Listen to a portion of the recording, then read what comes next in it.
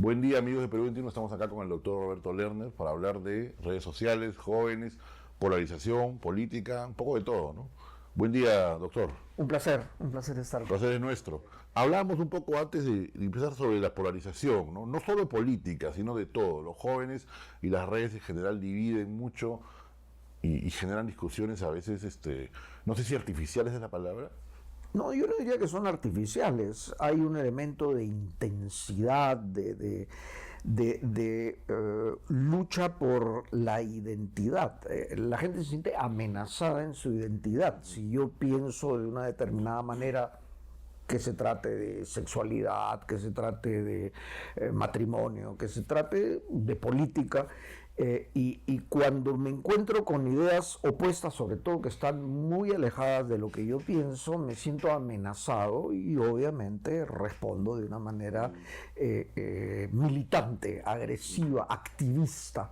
Y lo que ocurre es que de alguna forma se crean lo que se llama cámaras de eco, ¿no? Es decir, usted escucha amplificado aquello que usted piensa y eso valida su pensamiento y lo empuja a una posición más radical, porque además no entra en contacto con posiciones un poco más moderadas o incluso con la gente que piensa de manera opuesta a usted. No hay discusión, solo hay una suerte de griterío, ¿no es cierto?, en el que las personas, al sentirse amenazadas en lo que son, muy molestas, y también asumen que la sociedad está dividida en dos, entre los que piensan de esta manera extrema y los que piensan de la manera opuesta, cuando en realidad la gente, como ocurre cuando se debate, cuando se conversa, no está tan alejada una de la otra, pero asumimos como que solo hay dos tribus, y utilizo el término tribu adrede, ¿no? Porque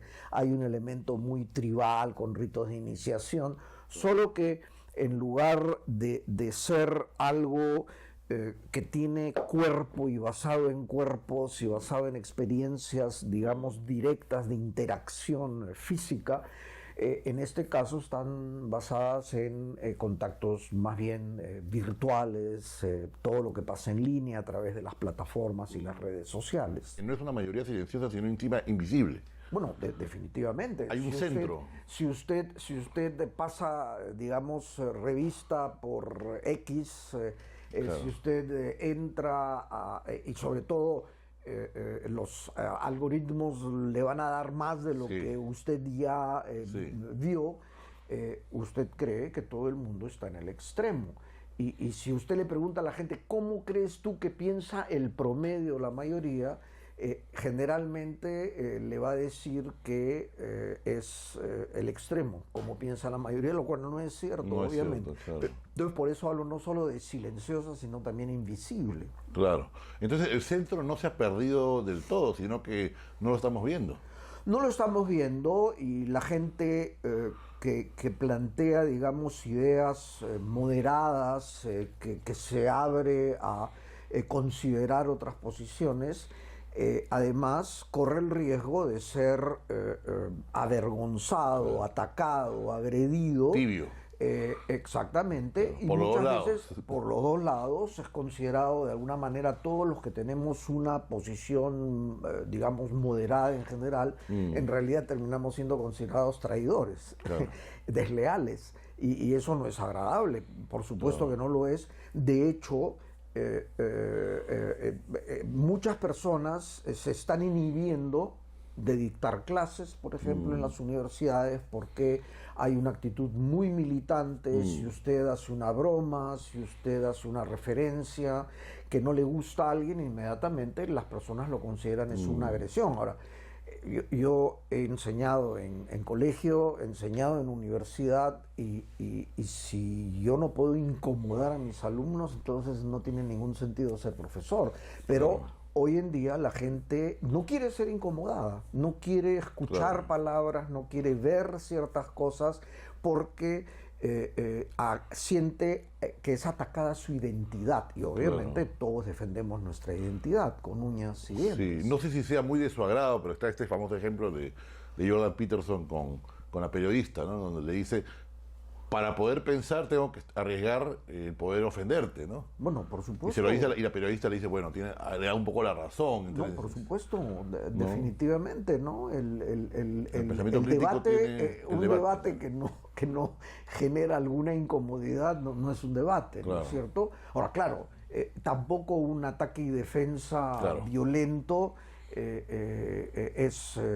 no es agradable y generalmente no produce mucho, simplemente confirma lo que la gente piensa o la vuelve más extrema. Y eso es lo que muchas veces está ocurriendo. Por eso es que se habla de guerras culturales y todo se está convirtiendo en una guerra cultural. Sí. Y entonces muchas personas... Hay una valoración extrema de lo vivido.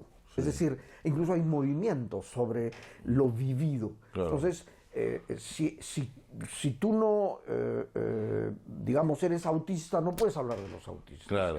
Y lo que tenemos que hacer es incorporar a los autistas porque desde lo vivido ellos hablan la verdad y eso en todas las condiciones, para todas las... No solo como testimonio, sino como que generan una verdad, digamos, en el sentido científico de la palabra. Ahora, por supuesto, la física de los colores no tiene mucho que ver con la belleza de un sunset, ¿no es cierto?, de un amanecer o de un atardecer, pero, son dos órdenes diferentes, pero tampoco puedo reemplazar uno por el otro. Entonces la gente dice, no, si no te has resfriado nunca, no puedes hablar del resfrío. Entonces la gente pasa de tener un resfrío a ser un resfrío. Ahora, claro, como el resfrío es algo que todos prácticamente hemos tenido, es más fácil, pero hay algunas condiciones que en efecto solo son vividas por ciertas personas.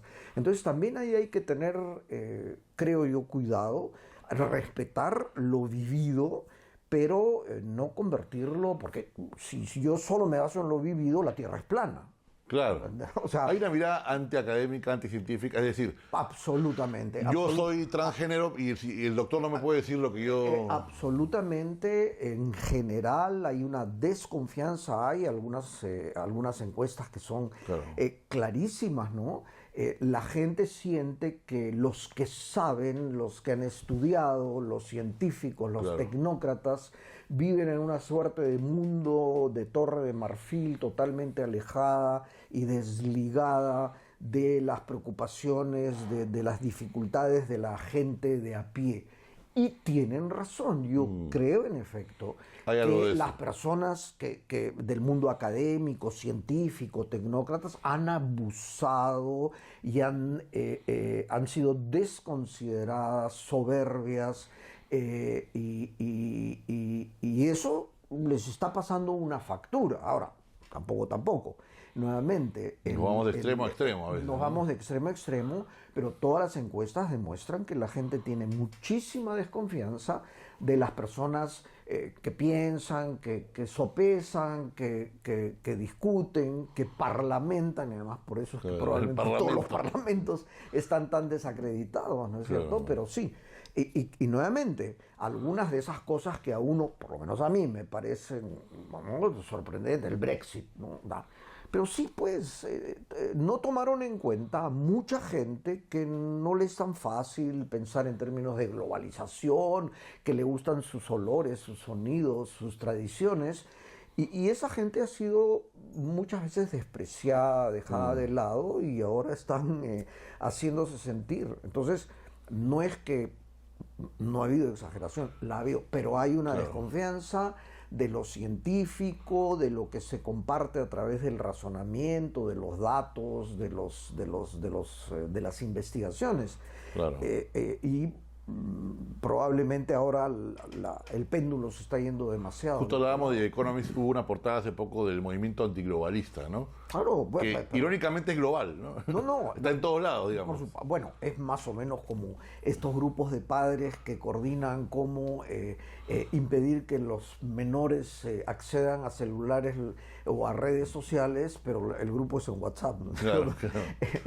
Obviamente esto más que un aparato es un órgano sensorial, entonces, pero definitivamente no solo es antiglobalización, en los países más desarrollados, los más jóvenes, nunca han apoyado tantos sindicatos, presencia del Estado. Entonces hay toda una serie de reacciones que creo a veces la gente no está viendo, analizando, tomando en cuenta para proponer cosas que no sean extremas, pero que produzcan cambios. Hay un nuevo populismo, hablábamos hace rato, que no sé si por un lado es identitario, pero por otro lado parece más bien un populismo más nacionalista, Bueno, o más, depende de cómo se vive, que ¿no? nos dijeron es esa tontería de que la historia había dado su fin. Claro, Por claro. favor, las identidades, las fronteras, no son como una camisa que uno se pone y se quita, son cosas interiorizadas, encarnadas, poderosas,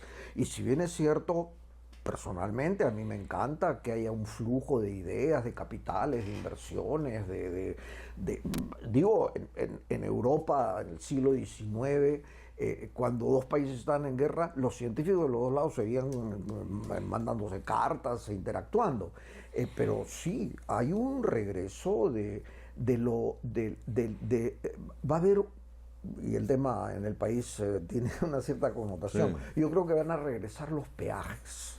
Es decir, van a haber muchos lugares a los que uno va a poder acceder, pero va a tener que pagar algo o hacer algo especial. ¿Las cuotas, Desde digamos? una visa.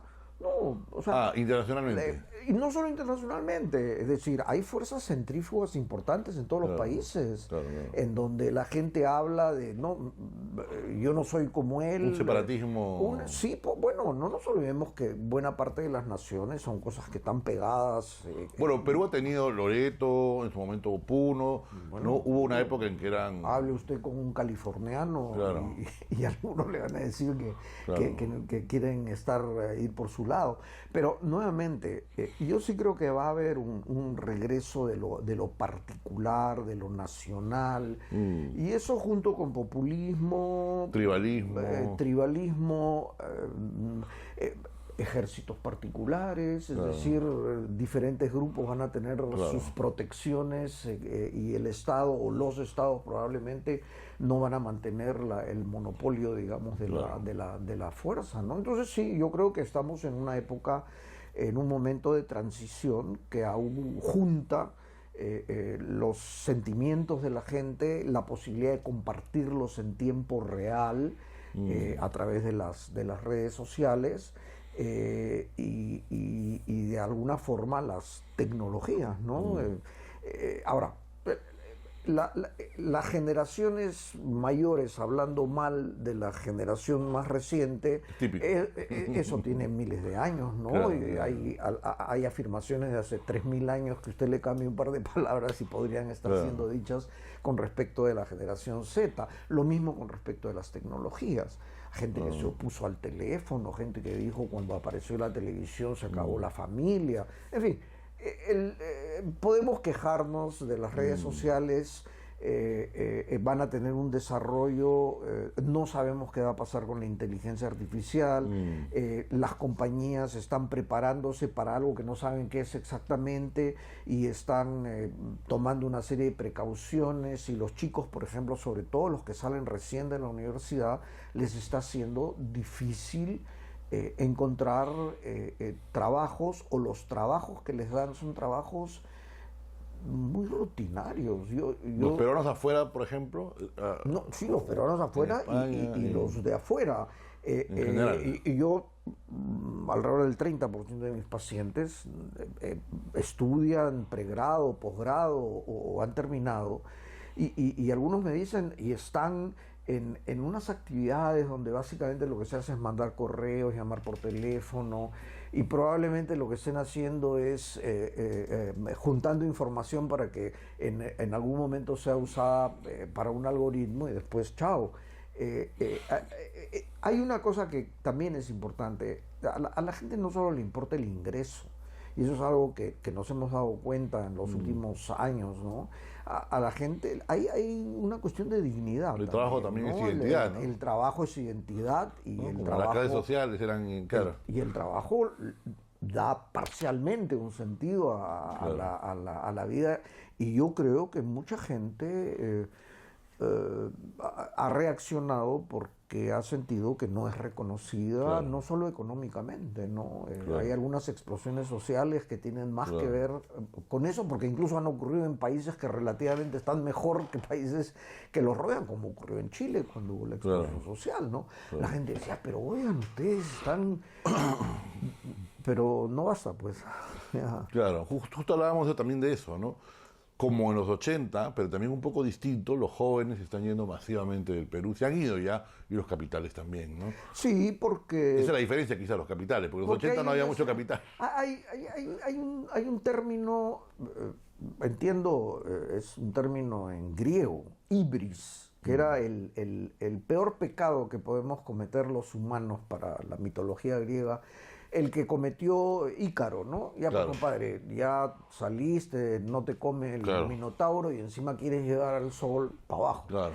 Y creo que hemos pecado un poco de soberbia, ¿no? De, no, ya resolvimos todos los problemas, ya se acabaron todas esas tonterías del pasado, que la cuestión local, no. Y sí, hoy en día hay una cierta facilidad por ahora, no sé cuánto va a durar, de migrar, de moverse. Entonces hay mucha gente que al no encontrar un horizonte, al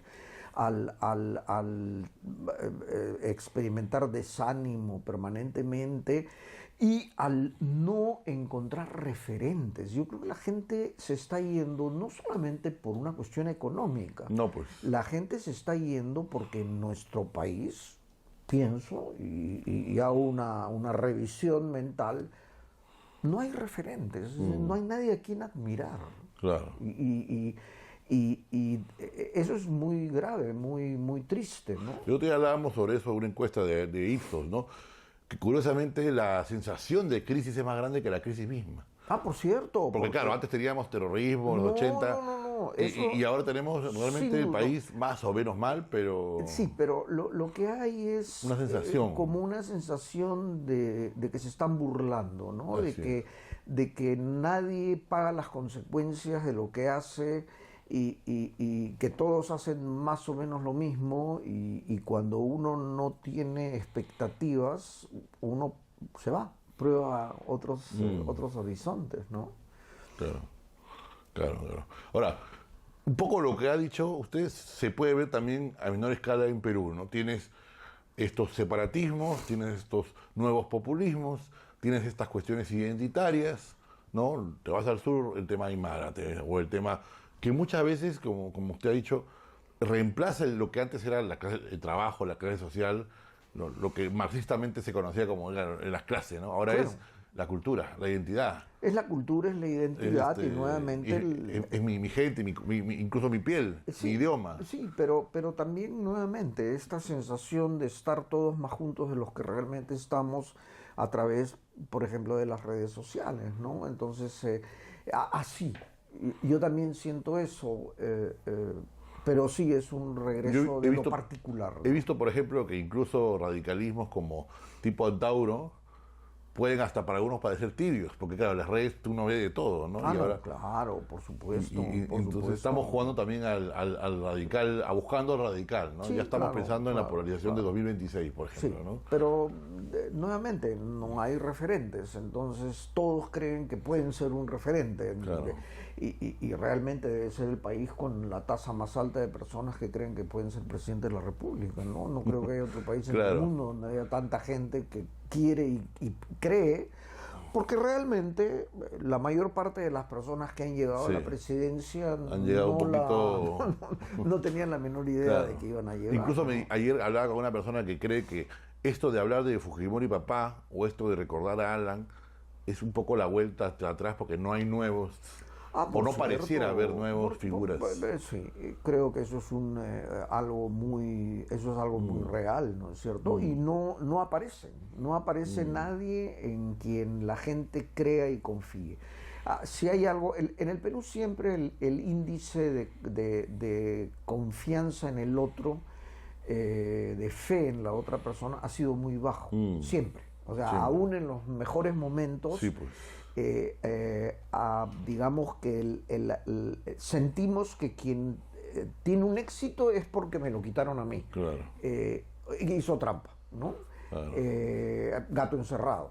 Date cerrado. Pero en una situación como la actual, eso se hace todavía más intenso. Entonces, Claro. no se moviliza la gente, cree Ay. que simplemente escribiendo un par de cosas en las redes o muchas cosas en las redes, ya esa es su contribución. Y entonces eso hace que haya una suerte de anemia política y cívica, ¿no es cierto? Además, aparte de la otra anemia, ¿no? Aparte de la otra. Ahora, interesante lo que dice, porque con una anemia política, es decir, sin confianza, no hay inversiones, no hay, por ejemplo, sistema de pensiones, porque nadie confía en nada, entonces yo saco mi plata. No, el futuro no no hay existe. nada, el futuro es hoy día, ¿no? Exactamente. Bueno, no future, como dicen los punks. exactamente. Ese inmediatismo se alimenta de varias fuentes, ¿no? Normalmente la fuente tecnológica, las cosas Claro. que Sacas van tu pasando. CTS, todo.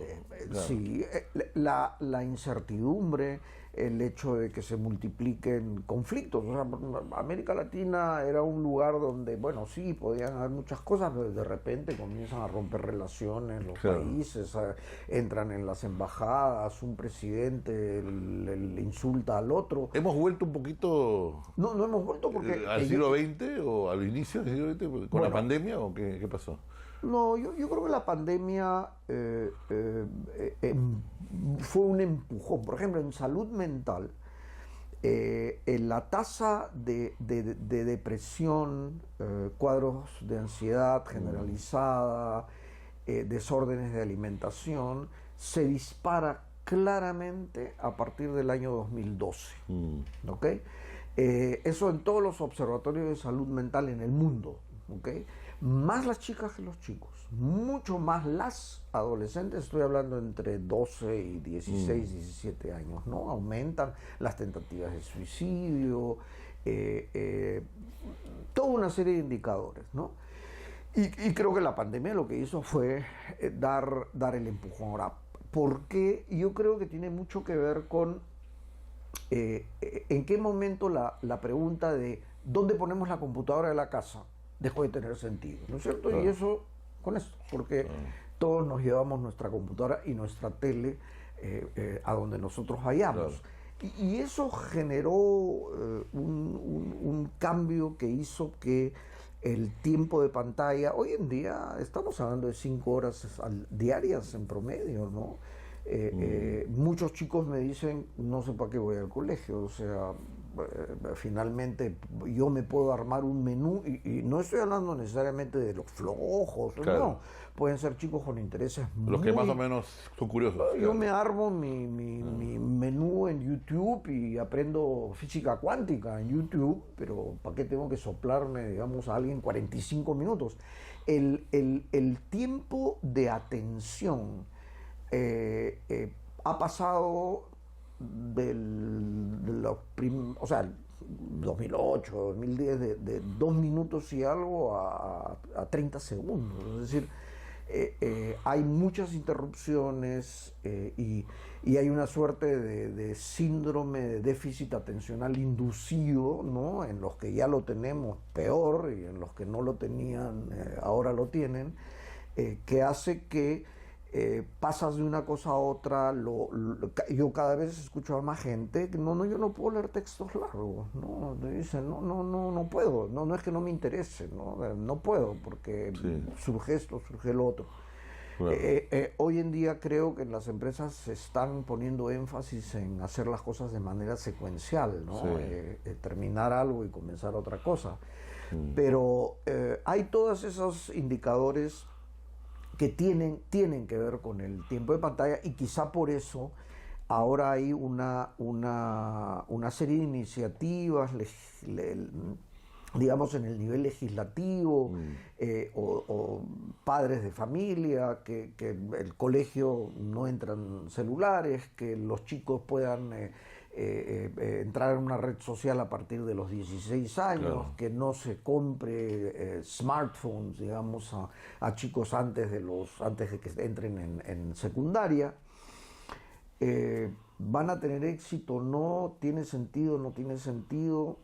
No lo sé, la verdad. Vamos que a ver. no vamos a ver. Que llegaras de esa de esa concisión, tenemos encima de todo eso las guerras. Tenemos la guerra en Medio Oriente y la guerra en Ucrania. Hay gente que dice que ya estamos a inicios de una posible tercera guerra, en fin. Bueno, digo, obviamente hay tensiones muy fuertes y en lugares muy, digamos, sensibles y se conforman coaliciones que se enfrentan a otras coaliciones, pero ese factor de incertidumbre también influye, ¿no es cierto?, en la gente, en su actitud frente al futuro, ¿no? Claro. Entonces, sí, son... ¿Cómo se explica que hay una educación de élite, digamos en Estados Unidos y acá también, que soslaya o pasa por agua un poco lo de Hamás?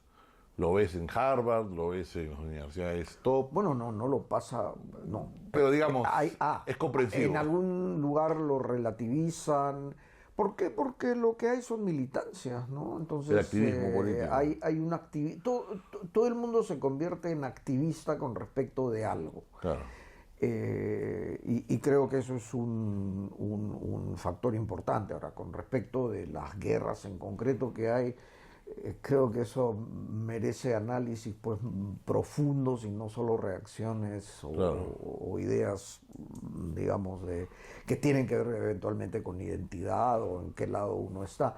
Pero yo creo que vamos hacia, como decía, una atomización, una feudalización, a que hayan unidades más pequeñas que defiendan su identidad, que pongan, digamos, barreras, vallas. No sé. Porque yo leí, por ejemplo, que en el caso del conflicto en Medio Oriente, mucho se priorizaba si la izquierda apoyaba ciertos temas de idiosincrasia, digamos, más anti-Israel o pro-Palestina, es por priorizar el tema racial, ¿no? O el tema supuestamente percibido como el subalterno, digamos. No, ¿no? la pregunta es, la dicotomía víctima-victimario, digamos, es que, nuevamente, si lo sacamos del contexto de bélico, es lo que está pasando en general. En todos lados. Decir, ¿quién es la víctima? La figura de la víctima, de alguien abusado, desmerecido, avergonzado, es una cosa muy potente que hoy en día alimenta muchas iniciativas y muchas actitudes y lo vemos permanentemente, ¿no? Yo que quería buscar justamente a este italiano que tiene un libro bien interesante que dice que la víctima es el héroe de nuestro tiempo. Bueno, sí. Porque la víctima dice ya tiene una identidad de víctima y él no hace si no le hacen.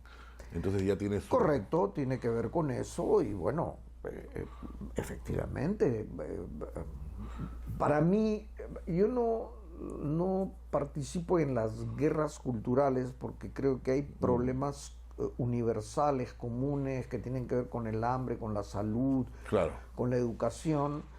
Yo soy personalmente alguien liberal, o sea, no me importa mucho cómo, con quién la gente hace, que come o cómo se viste o qué adornos.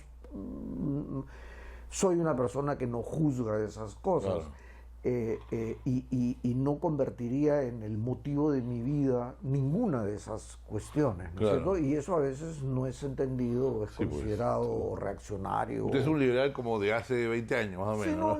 Yo soy una persona que sobre todo en las cosas privadas, dentro de ciertos límites, más aún religiosa, yo no creo cultural, que se debe, o religiosa, yo no creo que nadie deba legislar sobre esas cuestiones, pero yo no voy a convertirme en un activista de ninguna de esas cosas.